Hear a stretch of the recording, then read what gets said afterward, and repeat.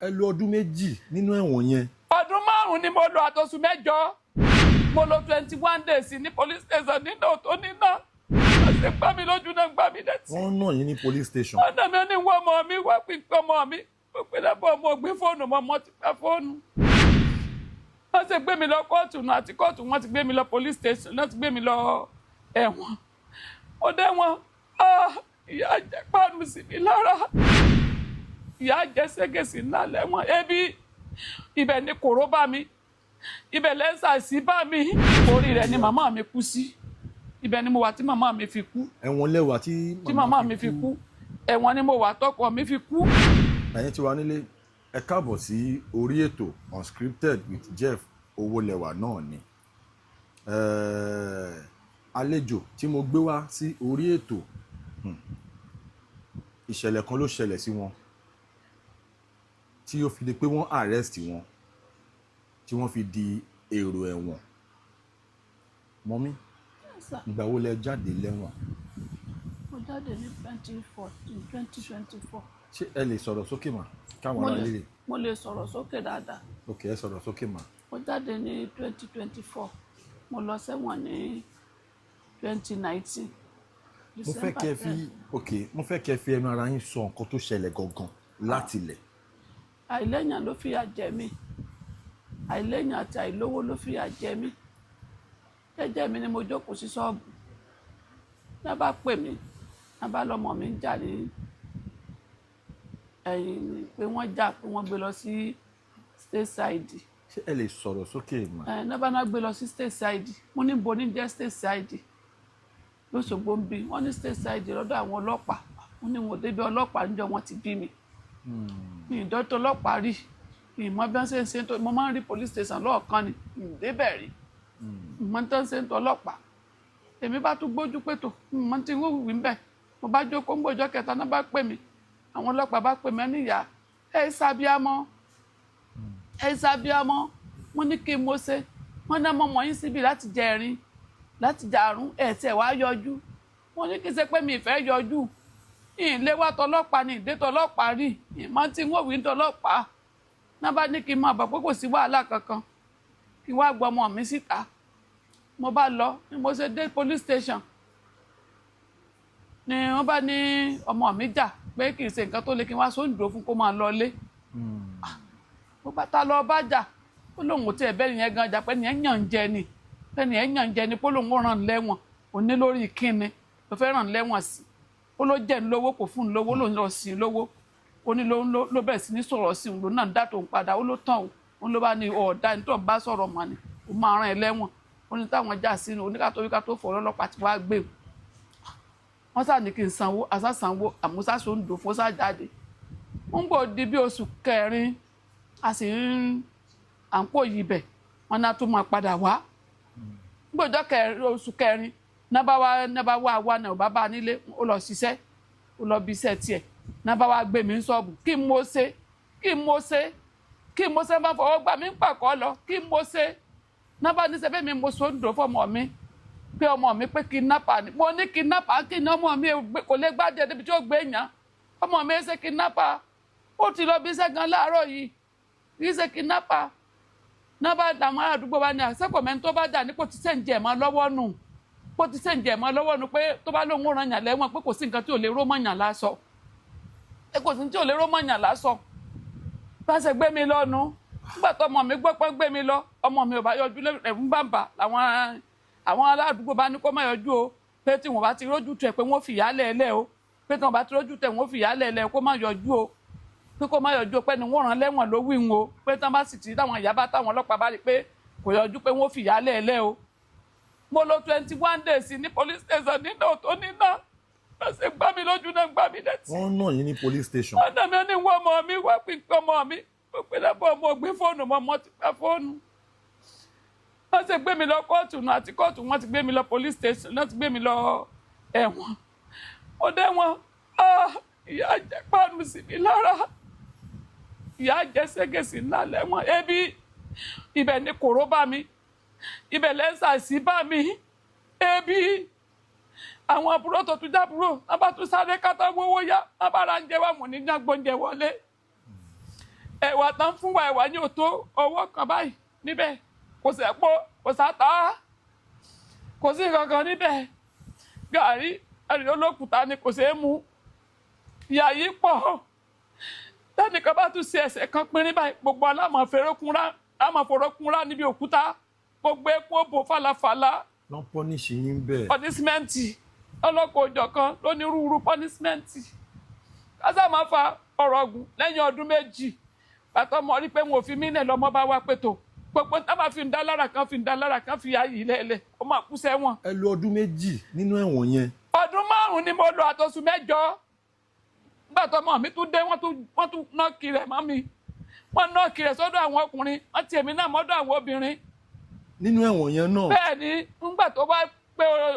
nígbà tí kòròdé àríkọ́ọ̀tù lọ ẹ̀sàsídé àríkọ́ọ̀tù lọ nígbà tó di ọdún 3 náà bá ní adájọ́ wa lọ tìrìbùnà àdúrà àwẹ̀ yìí tí ẹ mọ̀ pé mo lè dé gan ni ẹ mọ̀ pé mo lè dé tí màá dákú nínú ẹ̀wọ̀n yẹn. nígbà tẹ́bí bá pọ̀ tí màá dákú ìmọ̀ pé mo lè dé gan ìmọ̀ ọlọ́run ló kàn ṣe fún ẹ̀mí mi tí mo fi dé ọmọ náà síìkì wọ́n rọ́ọ̀sì òun náà lọ hospital kò sóúnjẹ kò sí kankan gbogbo àwọn tán jọ wà nú sẹ́ẹ̀lì náà dáwó fún tán fi fa omi sí lára kí ni mo sáfẹ́ fàyọ lẹ́yìn ọdún 5 àtòsùn 8 lẹ́yìn ọdún 5 àtòsùn 8 àtòrí ẹjọ́ wa dá wọ́n bá ní kí n máa lọlé wọ́n sẹ̀ńtẹ́sì ọmọ mi lórí kíni wọ́n sẹ̀ńtẹ́sì rẹ̀ sí lórí kíni wọ́n sá máa fọ̀rọ̀ ọgbọ́n ọmọ bẹ̀rẹ̀ Abẹ́òkúta dì sí o. ó sì wà lẹ́wọ̀n. ó sì wà l'Abẹ́òkúta lẹ́wọ̀n báyìí o gbogbo ohun tí mo ti ní kò sí nǹkan kan mọ́ ilé mẹ́rẹ̀ẹ̀tì ni mo wà kò sí nǹkan kan ilé tí mo kọ́ gbogbo ẹ ti lọ sí kò sí nǹkan kan. ẹjọ́ mà ẹjọ́ kí ló dá fún ọmọ yín tó fi di pé wọ́n ti sẹ́ńtẹ̀ǹsì ọmọ yín. wọ́n ti sẹ́ńtẹ̀ǹsì báyìí wọ́n ní kidnapper ni ta ló kidnap wọ́n lẹ́ni tó kidnap wọn ò rí i mọ́ ọmọ ìlúwo ni ọmọ ìlúwo ló kidnap kán sọ ẹ̀ tó kidnap fún wa lẹ́ni ẹ bá ní ọ̀rẹ́ ẹ̀hún ló kidnap báwọn ò rọ́ọ̀rẹ́ ẹ̀hún mọ́ ọ̀rẹ́ ẹ̀hún kan àwọn ò rí mọ́ àwọn dẹ̀ wá àwọn ò rí. ok mama. Yes, sir. mo kàn fẹ́ ká reflect díẹ̀ a little bit. Yes, sir. àwọn ìṣẹ̀lẹ̀ wo ló ṣẹlẹ̀ lẹ́wọ̀n yàtọ̀ sí pé bóyá kò so oúnjẹ tẹ̀ ń jẹ ò tó nǹkan kan gẹ́gẹ́ bí. ìdun àwọn ẹ̀fọn mẹ́rẹ̀ẹ̀rí jójúmọ́ ọjọ́ ayé là ń fọ tọ́lẹ́ẹ̀tì jójúmọ́ ọjọ́ ayé là ń fọ tọ́lẹ́ẹ̀tì mí báyìí gbogbo owó ti wà nínú sẹ́ẹ̀lì wọ́n da gbogbo wa síta torí wọ́n kọ́ ilé yẹn bíi họ́ọ̀lù ni wọ́n sọ ẹni kọ̀ọ̀kan lẹ́lẹ̀ fún ẹni kọ̀ọ̀kan tẹ́ni kọ̀ọ̀kan fi ń sùn ẹni tí ò bá sì lẹ́ni yóò tẹ aṣọ yóò fi sùn. wọ́n dá wa síta nígbà míì tá a wà níta nínú oòrùn wọ́n ní ṣàfẹ́sẹ̀ wọ̀n dílé ni àwọn oríṣiríṣi ìyà mélòó ni mo fẹ́ sọ. ok mama ẹ lo ọdún 5 àtòsùn 8 bẹ́ẹ̀ ni fún ẹ̀ṣẹ̀ tí ẹ mọ̀ mi ò mọ̀ kankan adájọ́ fúnra ẹ̀ ló sọ pé wọ́n mi pẹ́ fúnra mi pé máa lọlé pé mi ò pé ìyá ọmọ ni mo jẹ́. lẹ́yìn ọdún 5 àtòsùn 8 kò sí nǹkan kan. ok ẹ̀yin tí wà nílé you have heard from her she was in prison for 5 years and 8 months for something she did not know anything about. In between that period, her son joined her in prison, and her son has been sentenced to prison as well. During that period, her son finally surrendered himself for the justice. Then her son has been sentenced to death by hanging. Bẹ́ẹ̀ni. And he is presently in prison in Abẹ́òkúta. àǹtí ìbá ṣe pé mi gan ráàánú gbà pé kidnapping wọn kọ sínú ìwé tèmi náà lẹ́yìn ọdún 3 mo tó máa ń tán kọ sínú ìwé tó ní ìmọ̀wé kà. For those people that does not speak Yoruba, èmi gan ọmọ tó wà ń bẹ̀. she said she was just kept in prison for 5 years for something she did not even know anything wọn kọ fẹ́mi about. náà gbogbo àwọn tó bá fẹ́ help mi báyìí wọ́n á ní kidnapping wọn kọ síbẹ̀ wọn ò lè ṣe nǹkan kan sí. That it was until 5 years later, 5 years and 8 months later, that the judge finally, set her free. That is the situation we found ourselves in this country. She was in prison for 5 years and 8 months for something she did not even know absolutely anything about. It was until after almost 6 years that the judge let her go. You can imagine the kind of justice system we run in this country. That is, by the way, our son is in prison. Now, I'm just stating this, for a lot of people, a lot of, pro bono lawyers that would like to take up these kind of cases. We have a lot of them like that in this very country. So please, if you know that you can render a particular help for our son, to be free, please do not hesitate to get in touch with us so they can take up that case. Now, let us come back to Mama's case. Mama, kí lorúkọ yín? Mo mọ̀ pa máa ráàánú gbà. Àmín Jésù. Mo mọ̀ pa máa ráàánú gbà. Àmín. This message is going out to a lot of organizations that handle this kind of cases. Please, you need to just wade in. Let us do something. Let us help her. She spent 5 years, almost 6 years in prison for something she did not know anything about. Mama, yàtọ̀ sí ọ̀rọ̀ ọmọ yín tó ṣì wà ní ẹ̀wọ̀n ní Ogun State. Àtìgbà tẹ́ ti wá jáde, kì í ṣọmọdé mọ́, àgbàntara. Àwọn nǹkan wo lẹ ti wá ń ṣe? Báwo lẹ ṣe ń cope? Báwo lẹ ṣe ń fẹ́ǹdì? Báwo lẹ ṣe ń jẹun? Iṣẹ́ wo lẹ ń ṣe? Báwo lẹ ṣe ń ṣe? Ọ̀dọ̀ olóúnjẹ ni mo ti ń ṣiṣẹ́. Mo ń sọ ọmọ ọ̀dọ̀ olóúnjẹ ni. Ibẹ̀ ni bá sà jẹun àárọ̀ máa jẹun ọ̀sán níbẹ̀. Ọ̀dọ̀ olóúnjẹ ni mo ti ń ṣiṣẹ́ báyìí. Ọ̀dọ̀ alámàlà ni mo ti ń ṣiṣẹ́. Á fún mi lóúnjẹ. Òun náà mo fi ń lífù. Ibo lẹ wá ń gbé? Báwo lẹ ṣe ń cope? Mo rẹ́ǹtì yàrá kan ni. Yàrá kan ni mo rẹ́ǹtì lágbólé. Ẹ̀yin tí wà nílé, ẹ jọ̀ọ́ nítorí Ọlọ́run. Ẹnikẹ́ni tí ìwọ bá nípa láti ràn lọ́wọ́, òun náà lẹ́ni kejì. Irú àwọn cases báyìí tá à ń gbọ́ nílùú yìí kò kí ń ṣe nǹkan tó máa ń dùn mọ́ wa nínú. Ẹlòmíì báyìí nǹkan tí ò tiẹ̀ mọ́wọ́ tí ò mẹsẹ̀ ló máa gbé dẹ́wọ̀n. Náà wọ́n ti jáde lẹ́wọ̀n yìí nsìn yìí. Ìyá yìí kò sí nǹkan kan tó fẹ́ ṣe. Ẹ wo wọ́n ṣe rí, àgbàlagbà ni wọ́n ń ṣiṣẹ́ ní ilé olóúnjẹ torí kí wọ́n lè jẹun. Màmá, àwọn nǹkan wo lẹ fẹ́ káwọn èèyàn ṣe fún yín? Àwọn ọmọ Nàìjíríà rere wọ́n ń wò yín. Fún wa ní story yín kó tó di pé ìṣẹ̀lẹ̀ yẹn ṣẹlẹ̀. Kí lẹ̀ ń ṣe? Ṣé ṣọ́ọ̀pù lẹ? Ẹ sọ pé ṣọ́ọ̀pù lẹ wà. Kí lẹ̀ ń ṣe kó tó di pé ìṣẹ̀lẹ̀ yẹn ṣẹlẹ̀? Kó tó di pé ìṣẹ̀lẹ̀ ṣẹlẹ̀. Even gan mo ti ń kọ́ mọ́tò. Tí mo ti ń kọ́ mọ́tò tí mo ń wá, tí mo fẹ́ wá mọ́tò, tí mo fẹ́ ra mọ́tò kí ìṣẹ̀lẹ̀ yìí tó ṣẹlẹ̀. Mo ń kó yanrìn. Mo ń ṣe supply tí mo ń já yanrìn káàkiri ká. Bẹ́ẹ̀ ni, mo sì ń ta iṣu mi. Ọlọ́run sì ní kí n ní ṣéǹjì lọ́wọ́. Ó sì bá mi lọ́wọ́ mu. Supply tí mo ń ṣe náà mo ń ṣe. Mo ti rewó tipa ganjọ ní cooperative. Tó yẹ pé mo fẹ́ ra tipa. Nígbà yẹn. Bẹ́ẹ̀ ni kí ìṣẹ̀lẹ̀ tó ṣẹlẹ̀. Gbogbo owó tipa náà ti gbà tá ti lọ náà tẹ mo ti kọ̀wé fún ọmọ kó lọ cooperative kó lọ gbowó jáde kan kó fún lọ́ọ̀yà. Mo ti ní tí n bá ti ra tipa tán ni n ó ra ká. Mo ti ń kọ́ mọ́tò wíwà. Kí ìṣẹ̀lẹ̀ yìí tó ṣẹlẹ̀. Gbogbo rẹ̀ mo bá dákú rẹ̀ tẹ́. Àwọn fámìlì yín báwo ni wọ́n ṣe? Orí rẹ̀ ni màmá mi kú sí. Ibẹ̀ ni mo wà tí màmá mi fi kú. Ẹ̀wọ̀n lẹ́wà tí màmá mi fi kú. Ẹ̀wọ̀n ni mo wà tọkọ mi fi kú. Ilé mi náà òun náà kú. So mi ò lẹ́nì kankan. Àwọn ọmọ kékèké méjì tó sì tún kú náà.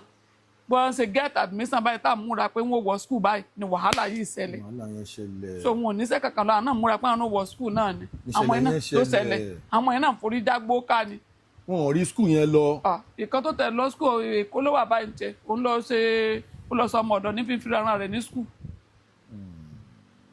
Ìpele méjì ni ọ̀rọ̀ yìí ló máa dalé. Màmá, lórí ọ̀rọ̀ bí ẹ ṣe máa padà sórí fíìtì yín tẹ́ máa rí nǹkan kan ṣe. Ẹ̀kan tẹ̀ ràn mí lọ́wọ́ lórí ọmọ mi. Then lórí ọ̀rọ̀ ọmọ mi. Lórí ọmọ mi kan ràn mí lọ́wọ́. Ẹ sọ fún àwọn èèyàn torí ọ̀pọ̀lọpọ̀ àwọn èèyàn ló ń wo oríṣiríṣi organization. Àbí ọmọ ayé àbí ọmọ ọ̀run Ọlọ́run ní jẹ́ fọmọ sẹ̀wọ̀n. Àmín. Ẹ yóò ní gbọmọ lọ́wọ́ yín o, ajúnilọ́wọ́ ní gbọmọ lọ́wọ́ yín, ẹ ṣàánú mi. N ó sì rọmọ mi gbé jáde. N ó sì rọmọ mi mú jáde. Ọmọ mi pààyàn, ọmọ mi ṣe kidnapper. Okay, for those people that does not understand Yoruba, our son is still in prison. As a matter of fact, our son has been sentenced to death by hanging, and she said she is presently the man is presently in Abeokuta prison. So please, we need your assistance. Any organization, all the organizations that handle such cases, please come to our rescue. We need to help her so they can get our son out of prison. Let us look into this case. A lot of injustice has been served in this country. We know how it is. It affects a lot of people. Now she's here now. She said when she was in prison for almost 6 years. 5 years and 8 months. She was in prison for something that she did not even know anything about. Now, during that time, Mama's mother died. Shebi? Mama mi ti kú. Ọkọ mi náà ti kú. Her husband died in the process. Àbúrò mi náà tó bí lé mi náà òun náà kú. Ṣé obìnrin ni àbúrò? Obìnrin ni. Her sister died in the process. Then her other kids, aside from the one that is in prison, her other kids, those ones, that thing happened as at the point when they got admission into tertiary institution. But due to the issue that happened, the mama that's been fending for the whole family has been in prison, and her son has been in prison too. So those other children, they couldn't further their education. One is in Lagos, doing God knows what in Lagos. So a lot of lives has been affected through these particular problems. We need to look into this case. Please, if you know you are an organization that handles such cases, please do not let us hesitate. Let us come to our rescue. Then a lot of people tí wọ́n ń wò wá ní orí ètò náà, ẹ jọ̀ọ́ nítorí Ọlọ́run, màmá yìí náà, while people are trying to handle this case, màmá yìí náà nídìí ìtọ́jú, ó nídìí àti máa jẹun. Ẹ̀yin tí ẹ bá mọ̀ pé Ọlọ́run ràn yín lọ́wọ́, tẹ́lẹ̀ ràn màmá lọ́wọ́, ẹ jẹ́ ká dìde ràn lọ́wọ́ fún màmá ẹ pé account details yín fún àwọn èèyàn kí wọ́n lè ràn yín lọ́wọ́. GTB ni mo ń lò. Ẹ sọ̀rọ̀ tó ẹ má ké mọ́, ẹ fi ọkàn yín sọ́dọ̀ Ọlọ́run. Ní kí n má ké mọ́, èmi tí mo ti dá nǹkan ní tẹ́lẹ̀ kú rárá, mi tí mo jẹ láàrin àwọn tẹ́mi náà tún fún yàn, tí mo lọ́mọ ọ̀dọ̀, kò sí kankan mọ́, ní kí n má ké mọ́. Ẹ má ké mọ́ màmá. Ẹni kí n má ké mọ́, lọ́dídọ̀ ọdún márùn-ún àtọ́sùn mẹ́jọ. Ẹni kí n má ké mọ́, mo kọ́lé orí rẹ̀ náà nílé mi lọ sí. Ẹ kọ́lé Mo kọ́lé 4 bedroom flat. 4 bedroom flat inú rí ara mi ni mo ń gbé kí wàhálà yìí tó ṣẹlẹ̀. Èmi gan lọ́mọdọ̀ tí mo gbà nínú ilé. Ẹ wá ní kí n má ké. Màmá ẹ pẹ̀lẹ́, ẹ pẹ̀lẹ́, ẹ máa ráàánú gbà lágbára Ọlọ́run. Kí èèyàn kọ́ ilé, kí adúrú ìṣẹ̀lẹ̀ yìí wá ṣẹlẹ̀ lórí ẹ̀ṣẹ̀ tí wọn ò mọ̀dí. Orí ọ̀rọ̀ yìí náà ni wọ́n ta gbogbo ilé yìí sí. Ibẹ̀ ni mo ta sí o, owó típà tí mo ní ibẹ̀ náà mo ta sí, owó káà tí mo fẹ́ ra ibẹ̀ náà ló bá lọ. Yóò ní kankan mọ́mọ́dé tí ń sọ́mọ́dọ̀ alámàlà. Màmá ẹ pé account number yín fún àwọn èèyàn. Orí màá ṣàjẹ́ o. Kí wọ́n lè tẹ ràn yín lọ́wọ́, kẹ́tẹ̀ lè máa rí ọwọ́ mú lọ sẹ́nu. Ilé ìjẹun ṣiṣẹ́ ní ọ̀dọ̀ àwọn alámàlà yìí tí yẹ pé kí ní àgbàlagbà, ẹ pé account number yín fún àwọn èèyàn. 00 25 93 20 78 GTB. Ẹ jẹ́ kí n tún màmá ẹ ní sùúrù, ẹ pẹ̀lẹ́. Account number màmá òun ni mo fẹ́ pè fún ẹ̀yin èèyàn. Ẹ jọ̀ọ́ ẹ jẹ́ ká dìde ìrànlọ́wọ́ fún wọn. A lè dá ṣe, a máa ràn wa lọ́wọ́ náà ni. GTB 00 35 93 20 78. Orúkọ tó wà lórí àkáǹtì yìí, Saheed Ajibola Fatima, orúkọ yín náà nìyẹn. Ẹ jẹ́ kí n tún pè lẹ́ẹ̀kan sí GT Bank 00 35 93 20 78. Saheed Ajibola Fatima ló wà lórí àkáǹtì yìí. Ẹ jọ̀ọ́ nítorí Ọlọ́run, ẹ jẹ́ ká dìde ìrànlọ́wọ́ fún màmá. Agbántara. Ogun níborí yẹn ní dààmú o. Àmín. Ẹni rògùn ẹ̀wọ̀n o. Àmín. Nǹkan tẹ́ ẹ̀ mọ́ mẹ́sà yóò ní di ilé yín lórí o. Àmín. Yóò ní di ìrùyàlé yín lórí o. Àmín. Ẹni dẹ́ni àná o. Àmín. And this is a clarion call for the government. Mo mọ̀ pé Governor Adémọ́lá Adélékè wọ́n ń ṣe iṣẹ́ ribiribi ní Ọ̀ṣun State. Ìṣẹ̀lẹ̀ yìí Ọ̀ṣun State ló ti ṣẹlẹ̀.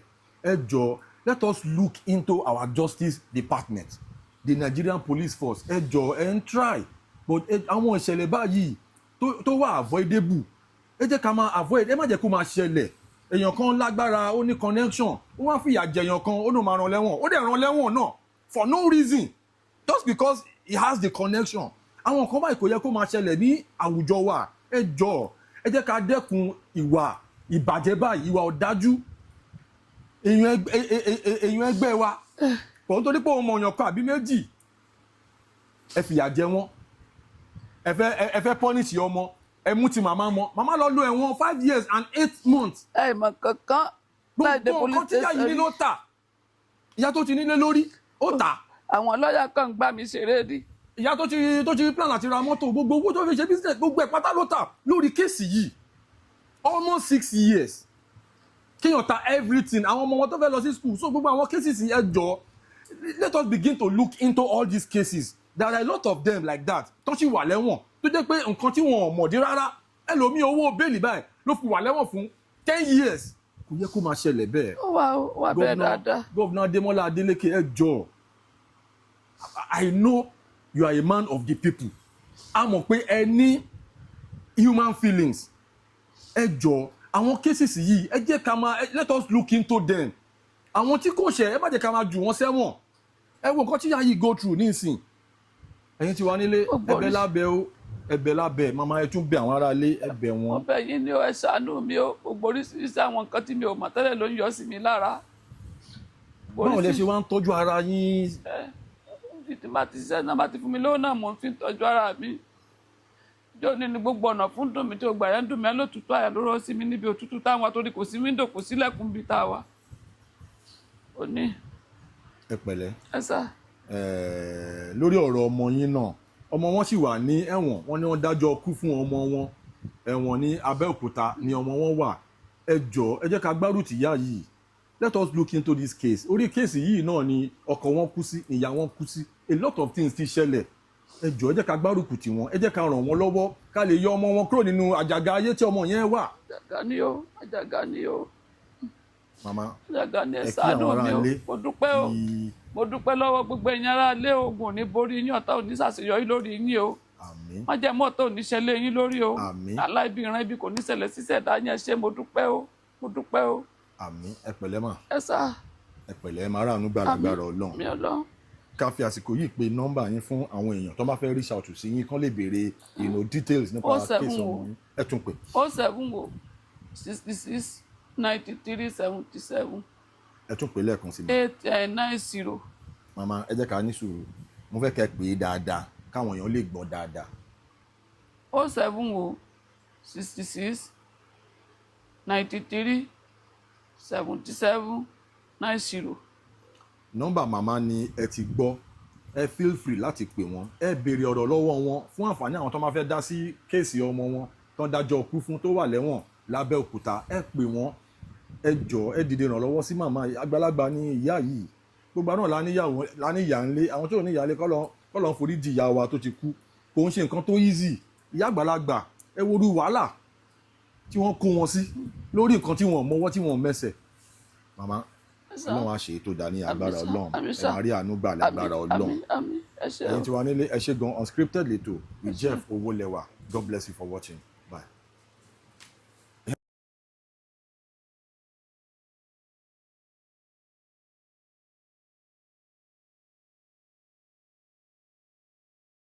Please subscribe to my YouTube channel and press the notification button.